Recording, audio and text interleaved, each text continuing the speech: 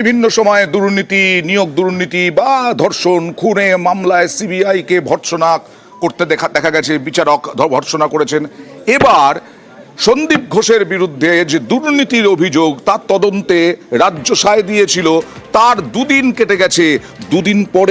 দুদিন পরে কেন বিচারের ছাড়পত্র পাওয়ার দুদিন পর কেন আদালতকে জানানো হলো? তাতেই ক্ষুব্ধ বিচারক।